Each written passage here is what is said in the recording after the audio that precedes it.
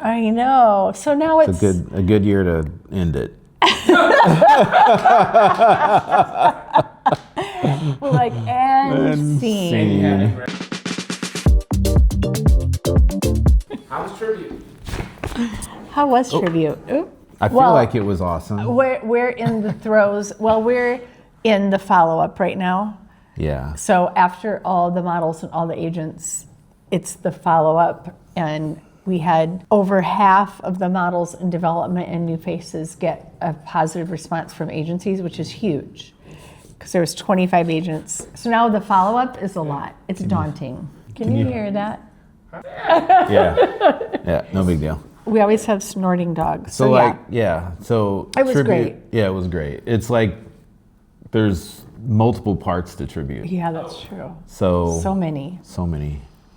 It's like the road to tribute, and then once tribute comes, then it's like in it, and then after is like really super stressful.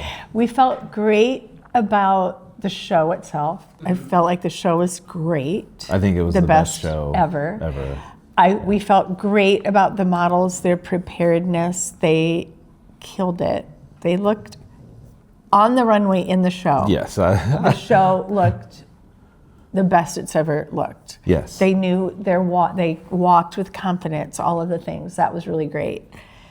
And I think the other big, huge success, which we've talked about, the models have talked about, parents, everybody, especially the ones that have been around for a minute. Well, not just that, because the new ones have said the same.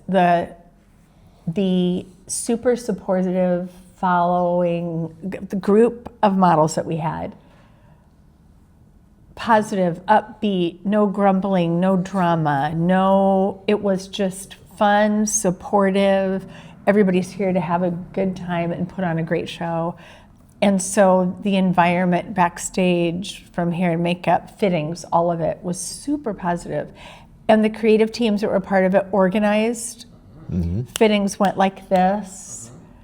The day leading up to the show, for the first time in 13 years, we left and went and had dinner with all the agents at Scouts. Yeah, that was strange. We never could have done that before. So it was our best one yet. Yeah, I mean, of course, you have some things that are like some of the seating was a little weird with whatever, but overall the show was pretty top notch. And the backstage was limited, but thankfully the weather was so unusually nice. It was like 60 degrees outside, so the models could be outside, where we were worried about how are we going to handle this backstage situation, mm-hmm. and you really don't know how it's going to work out until the day of. Even that was great. Mm-hmm. And the forum was great. The next day was great. The casting went great. You did this speech while you were inside, and you were telling them during the hair and makeup portion. Yes. What inspired that? Well, here's the funny part.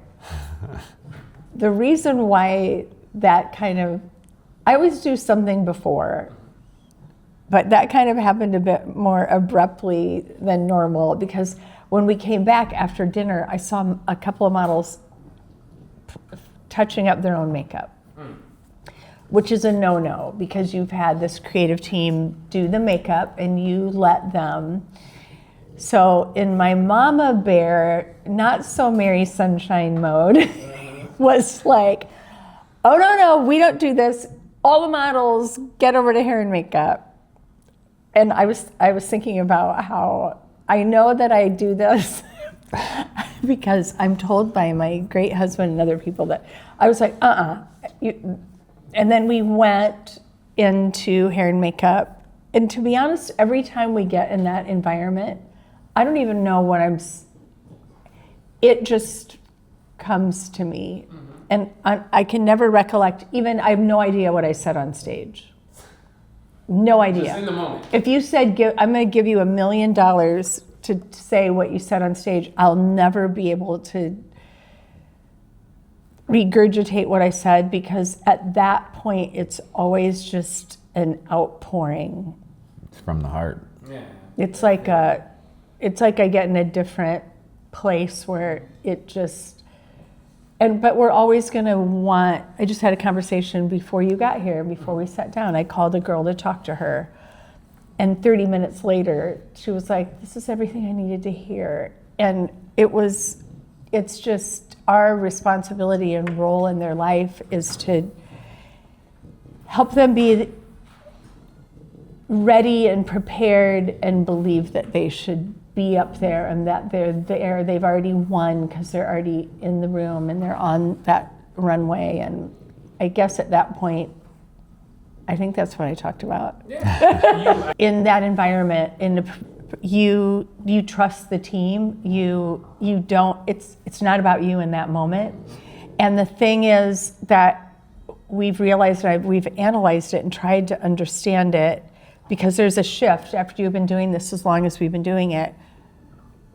Aspiring models and people think in today's world that it is all about them and that they're the ones that should decide. Fashion at its best, or any creative endeavor at its best, is a collaborative effort. Last night we watched the first 2 episodes of Taylor Swift documentary night. It's collaboration and it's trusting the team and letting everybody have their role.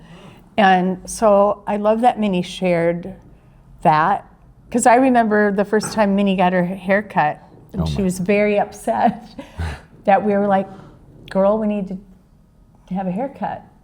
And when you're new to this, you have to learn that I need to trust the team, that they're advising me and imaging me in the way that is most beneficial, that it's not you steering the ship. I wanted to go back on what you were saying about her and where does it come from, like talking like that in front of everybody. I think what I've heard this throughout the years. It's like, as humans, we're not able to give what we don't like feed ourselves. So I see Mary like feeding herself all the time, like with inspiration and all those kind of things, and then she's able to like reach back in and then give that out to people. So I think that's a gifting of hers. Like me, not so much. No. I mean, I will listen. That is not true. Yeah, no, I do. It's I a do different. feed myself. It's a different way. Yeah, I mean, Mary's very like, here's everybody, and I can talk to everybody, and I'm like more one-on-one. You know, for me to get up and hold the mic is like a no. It just doesn't work. The one in my year, head. this is way back in Iowa. The 1 year at this event that I was like, honey, I think that you should say something, and let's just try it, and blah blah blah. So I'm like, come on, Jeff, come on up on stage. And I hand him the microphone. I'll never forget it. I hand him the microphone, and he looks at this big crowd of people, and he goes, "You people scare me." And then that was it. And that was it. Yeah. And I'm like, you know what? And so it took her, I don't know, 10 years or so to stop asking me Yeah, to I speak. know better. Like, if he wants to speak, he's going to say. But don't, like, in this environment, don't sit and go, do you have anything to say? Oh, yeah, that's like. Because then I'm like, no. Look at that. No, but the great thing is, even in the environment of where we're at right now with following through with these models and agents, his strength is really nailing down the plan moving forward and the communication, and so it takes both of us. Yeah, absolutely. In a million different ways. How much experience was on that stage? Oh gosh. Oh my gosh. That people wouldn't even realize. How much experience was on that stage? I would say, like, if you open any magazine or watch any commercial on television, Any runway of the any world. runway in the world, those people were in the room. Like, literally. And for the ones, yes. every agency represented were the agencies that moved the needle for every fashion model, commercial model. It's all literally. Like, yeah. And also, like, let's just take one. I'm going to use one person as an example. Her name's Corey. We've known Corey for 30 years. Wow. Almost 30 years. She's been in the business same amount of time as us. So that one individual, her history and knowledge of this business, our deep relationship, ongoing working, but also personal friend. Okay, so right there between her, Jeff, me, this is going to sound crazy. That's almost 100 years. If you do 30, 30, 30. Wow. And then for her, it was probably about 5 years before, and me too. Right. Okay, and then you think of the other, because some Gary, of them were Christelle, Gary, like, you go Christelle. down, yeah. These people, some started as models and then got into the industry as working at a major agency like Ford or one of those. Then they opened their own agency, and that's been decades. Like, I'm glad that you asked that question, because I think the audience is also a bit surprised, like, whoa. And they didn't just get in a car and drive here. They flew from all different places around the world. Mm-hmm. And they come because of relationship, but also degree of excellence. They're not just going to come because we're all, and it is competitive, mm-hmm. and there's a lot at stake. But the thing that is shocking to me, and the other reason why the Model Business Podcast is so important, is that we opened up that forum the next day for a very minimal ticket, $25. You could come, any aspiring model agent, any photographer who wants to break into the fashion world, anybody who's, I'm a creative director, whatever the self-titling that's on a profile page or anything in between, had access mm-hmm. to come into that room for 3 hours and listen to those agents with the most incredible expertise in the world. Mm-hmm.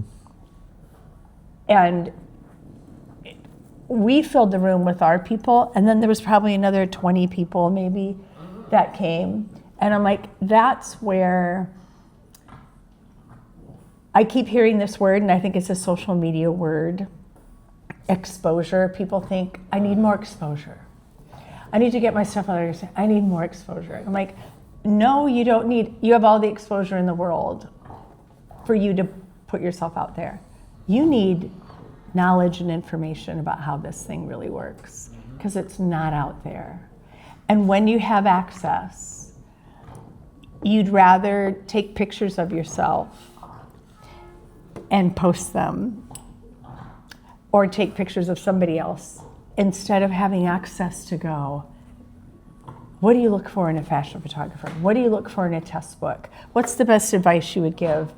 I don't think that we've spent decades trying to arm people with knowledge and information, and they don't necessarily always want to hear it. And that's where having access to those people and the value of development is the reason why our track record is so high. It solidifies them. It gives them the armor. Mm-hmm. You try to Yes. provide them the armor. You try to provide them with the tools necessary Yes. to handle themselves when the exposure comes. Mm-hmm. Yeah. Yes. It's like a runner running down the street and saying, so I want to go to the Olympics. Mm-hmm. So you're going to be the one. But you don't want a coach to get you to the Olympics who's been to the Olympics 1,000,000 times? Mm-hmm. You want to do it you want to put yourself running on social media and go, I want to be in the Olympics. Well, everybody's over actually at the Olympics is doing the work. Well, they see it nowadays happening for the few out of the hundreds of thousands. Yes. They see if it happens for the few, it should happen for the one. Yeah.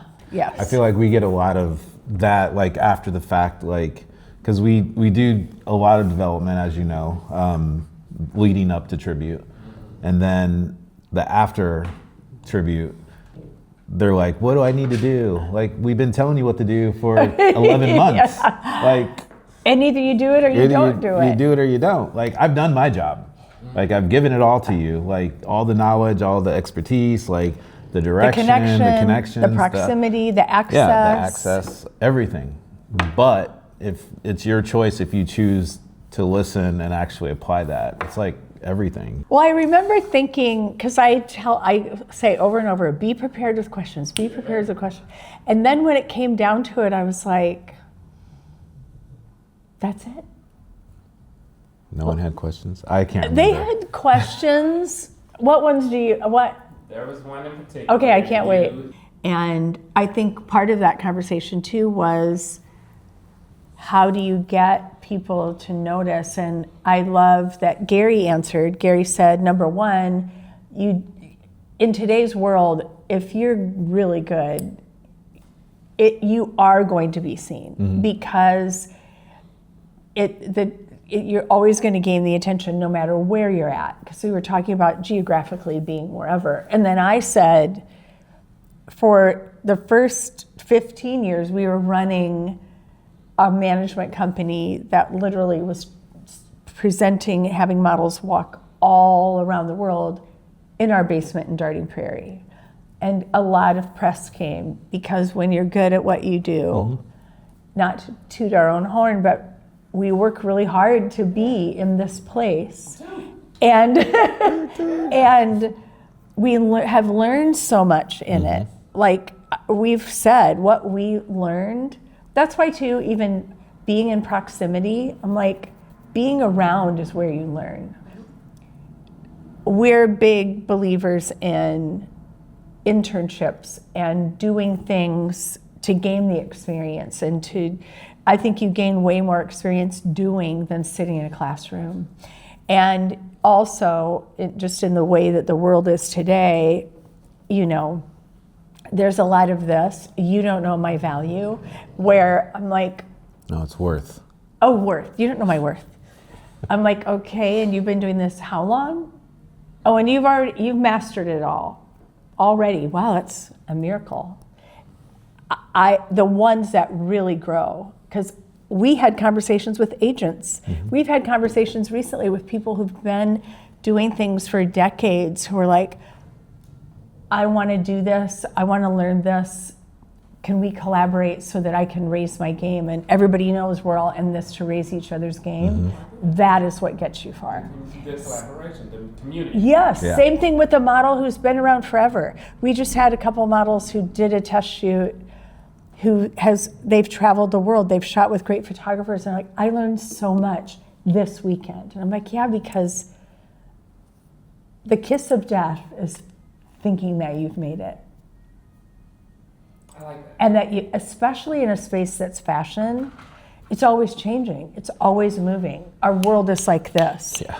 Even how we managed a model back in the day of Karlie Kloss, Katie Fogarty, Grace Hartzel, the world is very different today. And when we sat with the agents at dinner and had that conversation, everybody's in agreement. It's ever evolving. So you have to be in an environment where your game is getting higher. And the only way that you do that is by staying humble and thinking that you don't know everything. I was watching The Lion King and I heard that being reminded to me. It's like you can go fast by yourself, or you can go far. Yeah. It's the truth. with others, further with others. When you touch on that conversation and the information shared between the agents, what did the agents think of the show? Well, what did they think of the designs? A lot of the feedback about the show was the production level. If not greater than, pretty dang close to what you see in New York, Milan, Paris, and London. That was a big That's compliment. a big compliment. They commented a lot too about the models really bringing it, walking like and we really believe that part of that was adding those fashion shows this summer, the American Vintage shows.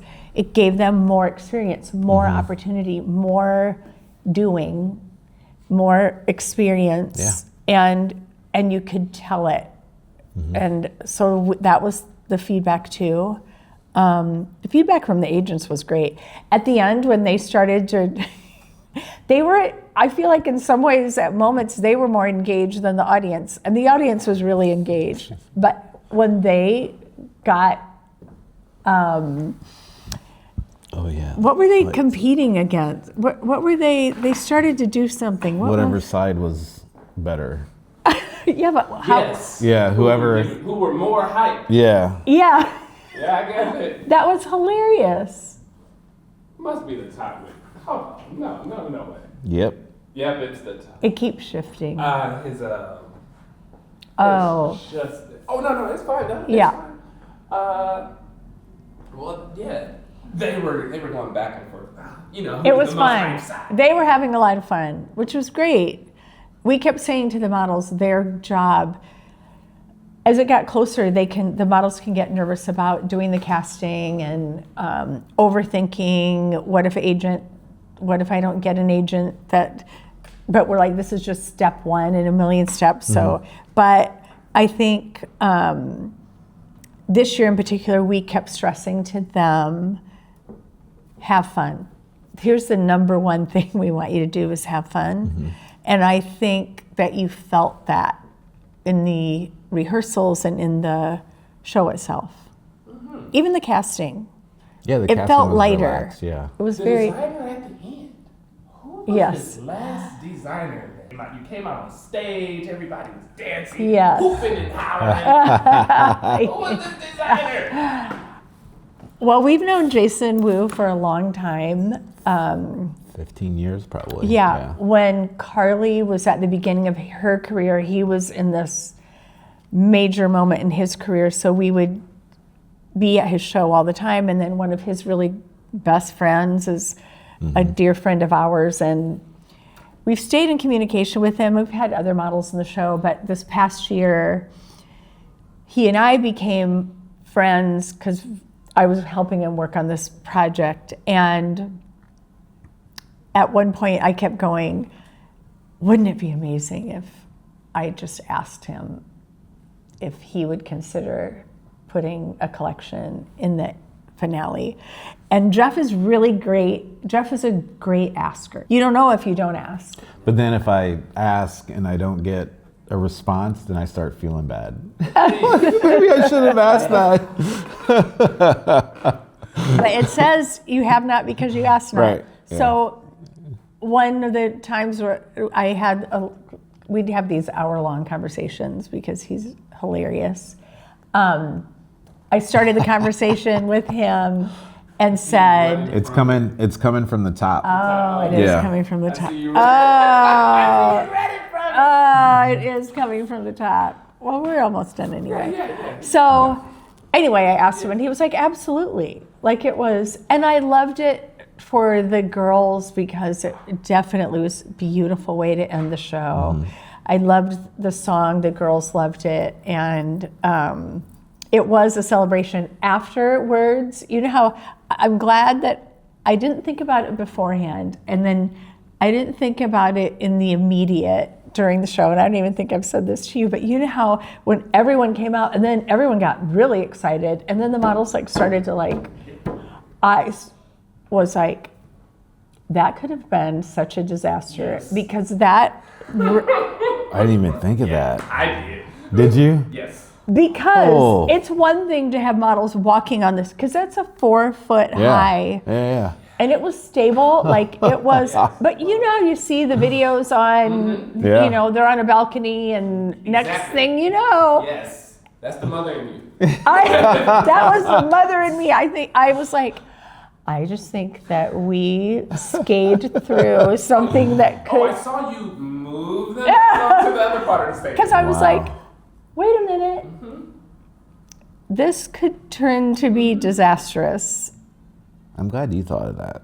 Yeah. Because I surely didn't. I was Well, up I there. didn't think about it before. It was definitely in the moment going, I feel a little, Give. yeah. The models being able to be signed, you said over half. Over half of them were in conversation. That's why he looks like he's, it's a lot, but so there's a lot. So then it's following up with Zoom calls for them. Then they get to meet their teams. And even if it doesn't immediately translate into something, a lot of times it will be that these agents are now tracking this person, paying attention, or it can lead to other, I think that it's just really good because it's part of the process. Are you thinking about your next event? Can I tell you this? Literally, we are walking out of the Sovereign. We're walking out. Yeah. And we start talking about the next one. And we both were like, we're already talking about it. Next year will be 14 years. Yeah.